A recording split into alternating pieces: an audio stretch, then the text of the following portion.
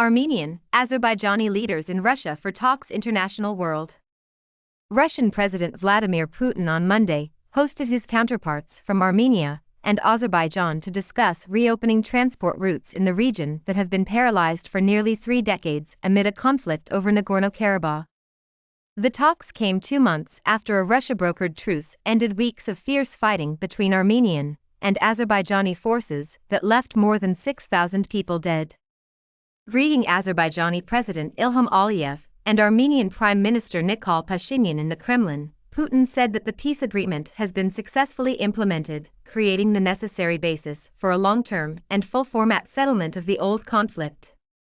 The November 10 peace deal ended 44 days of hostilities, in which the Azerbaijani army routed Armenian forces and reclaimed control over large parts of Nagorno-Karabakh and surrounding areas. Nagorno-Karabakh lies within Azerbaijan, but had been under the control of ethnic Armenian forces backed by Armenia since a separatist war there ended in 1994. That war left Nagorno-Karabakh itself and substantial surrounding territory in Armenian hands. Hostilities flared up in late September, and the Azerbaijani military pushed deep into Nagorno-Karabakh and surrounding areas, forcing Armenia to relinquish control over a significant part of Nagorno-Karabakh and surrounding areas. Under the peace deal, Russia has deployed about 2,000 peacekeepers to Nagorno-Karabakh for at least 5 years. The peace agreement was celebrated in Azerbaijan as a major triumph, but sparked outrage and mass protests in Armenia, where thousands repeatedly took to the streets demanding Pashinyan's resignation. Scores of protesters on Monday tried to block a highway linking the Armenian capital with the airport to prevent Pashinyan from traveling to Moscow, but police dispersed them.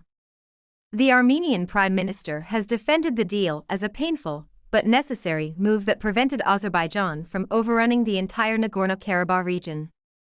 Azerbaijan and its ally Turkey have shut their borders with Armenia ever since the Nagorno-Karabakh conflict erupted decades ago, a blockade that has crippled the economy of the landlocked country. The Russia-brokered peace deal envisaged the reopening of transport routes, including a corridor linking Azerbaijan and its Nakhchivan exclave that borders Armenia, Turkey and Iran. Armenia, in its turn, will be able to use transit routes to Russia and Iran via Azerbaijan's territory. Putin noted Monday that senior officials from Armenia, Azerbaijan and Russia will set up a working group to discuss specific moves related to the restoration of transport routes in the region. The implementation of those agreements will benefit both the Armenian and Azerbaijani people and the entire region, Putin said after 4 hours of talks in the Kremlin before sitting down for separate meetings with Aliyev and Pashinyan. Aliyev hailed the importance of reopening transport links, saying it will help bolster regional stability.